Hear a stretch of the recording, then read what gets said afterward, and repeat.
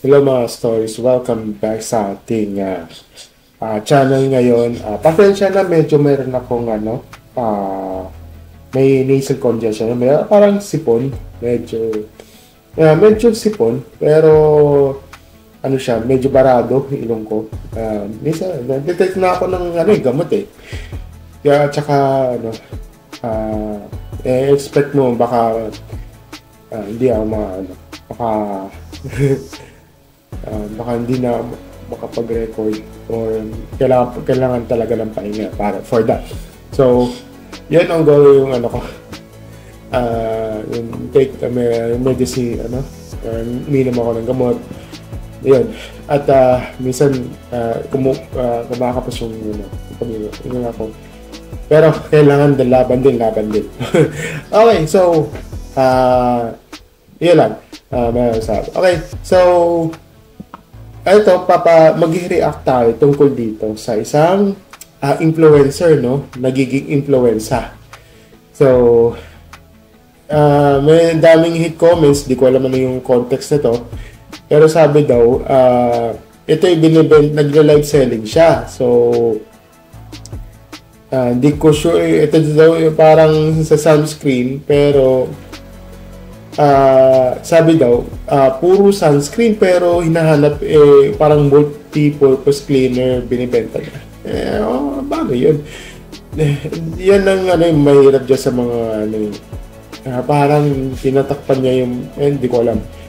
Hindi ko alam anong niya kasi hindi ko alam yung context nito at maraming hate comments at maraming basher which is talagang nangyayari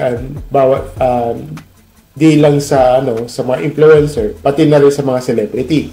Minsan kasi ang mostly celebrity pag once na may nasabi ng hindi wala sa context, magkakaroon din ng bashing. Lalo na pag may upcoming movie.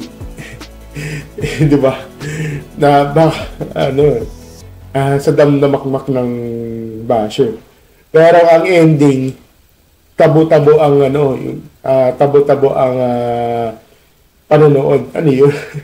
Pero sige, iba yun naman ito. Ito kasi tungkol ito kay Miss V. Ito yung asawa ni Kong TV. Oo. Ito yung nagla-live selling siya tungkol ito sa sunscreen kuno. Ito yung Perfect Scent. Ito yung parang binibenta niya. Panoorin natin saglit ito.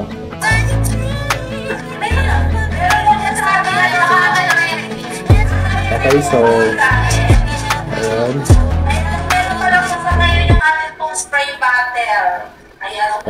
Ito, to use fondness and accept the mistake and learn from it. Be humble, be kind, it's free. Paano naging free?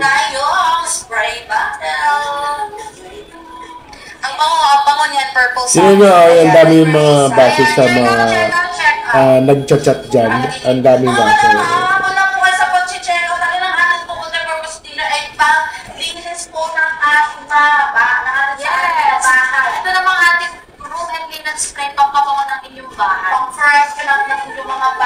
Ayan. Sa mga mamis natin yes, yung mga mahilig mag-inis. Meron kasi mga tao na mas masaya sila. Or, guys, i-check out nyo na yan. Ayan. Ano pa ba gusto nyo? Alam ko. Siyempre, hindi naman natin sa hindi. Siyempre, naman malinis ang bayad mga ako, di ba?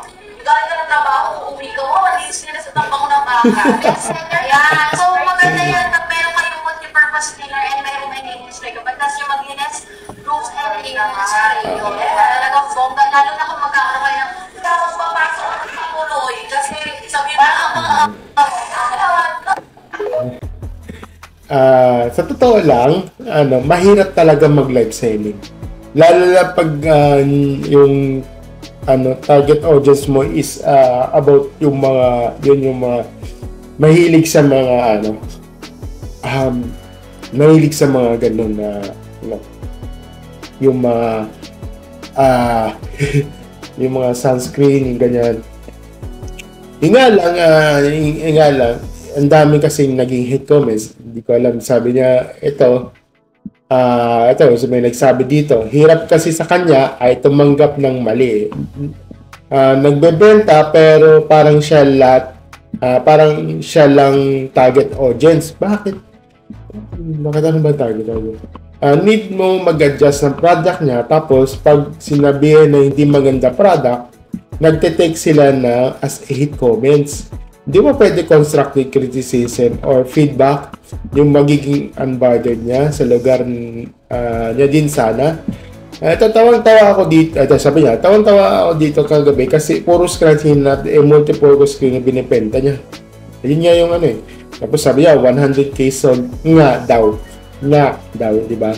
Mukhang naiinis na siya sa mga comments. Yan ang okay, yan dapat sa mga hirap dyan And kaya nga meron tayong feedback para dyan na maganda ba to? Or maganda, o di maganda sa di ba? Kailangan kasi at saka, FDA approve ba to? O what? Diba? Pero kasi sabi niya, the thing here is, although name niya, ito yung rebranded, din niya, reseller din siya with her name lang. Malamang yung contract siya sa supplier, kailangan muna niya panindigan yung product. That's how business works. Yung legit na reklamo, for sure, inayos din niya yung supplier. Hindi na lang need address publicity, then bigla na lang nila babaguhin formula yan. Hindi mo naman pwede sabihin na inaayos pa namin ang formula kasi I will take a hit. May ilang naman hiyang sa product nyo doon sa nakafocus. Kumbaga, wag ka na lang bumili para sa iyo. Okay. Naalala mo yung sa sunscreen, yung isang content creator, yung tinutukoy ko yung na hindi hiyang din sa ganyan or FDA approved. Tapos ang daming kuda yung isang CEO dahil nga nag-constructive criticism sa isang product pero hindi tanggap. Medyo yun yung yun yung parang hindi maganda. So for me, I feel the Miss V dito. Siguro don't make it wrong para sa akin. Sige, kasi parang nangyari yun yung kaya di ko sure kung tama ba yung sabi daw, kung legit to, kasi dapat sa supplier parang parang live sharing. Kasi di ko sure kasi hindi ko alam kung totoo ba yung mayroon siyang nakakontrata siya sa isang supplier o isang brand, parang ganun. Kumbaga, alam ba sa celebrity, kung may endorser ka sa ganito, yung ganyan, dapat ini-endorse mo or parang pinopromote mo isang brand. Like say yung mga ganung celebrity na pinopromote mo yung brand. Ang problema kasi baka yung isang customer na hindi maganda yung feedback, ang pinopoint out yung celebrity. Minsan kasing ganun for example, ito, yung isang yung isang brand ng isang tinapay, tinakpan yung sa brand ng tinapay, tapos sa ito pala medyo parang hinahanapan siya ng butas para dyan. For example, sinabi nag-deserve, ganyan, katulad nun. Dun parang, huwag kayo bumili dito kasi yung ito, bias, ganyan, na, alam mo naman yung tinutukoy ko dito, na yung isang, isang celebrity na sinabi ng deserve. Ayun, nagalit, nagiging, nagkaroon ng backlash sa kanya. Pero, yung endorser niya, pwedeng apektado yun. Pero, hindi siya pwedeng,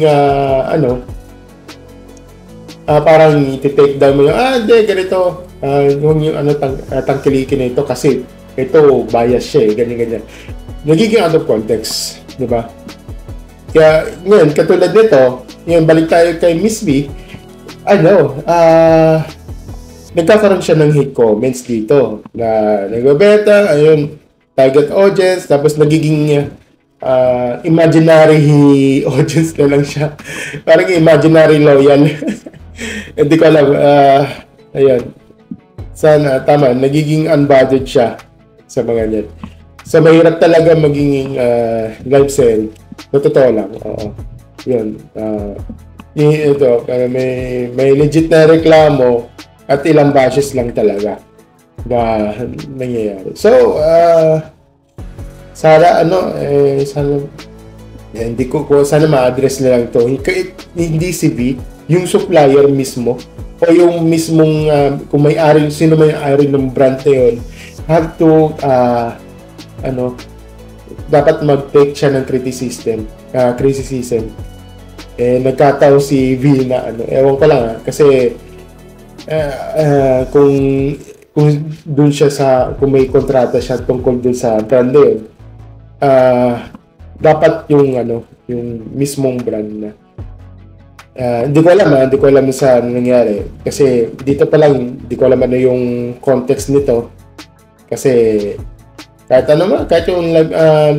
anong influencer mababash kasi wala diba? Kahit anong gawin mo, mababash ka rin kahit anong konting mali, mababash ka. Kahit yung mag-apologize ka dyan, sasabihin niya, for the clout, naman. Nakakalungkot pero, di ko kinakampi dito si Miss B dito. Tinitingnan lang ko yung bawat context dito. Kasi dito pa lang, hindi pa ako sapat dito sa nakikita ko. So, siguro, update na lang ako para dito, ano yung nangyari. Yun lang masabi ko. Thank you sa panonood. Like, share, subscribe sa ating channel. Take care, mga siya. Bye! Woo!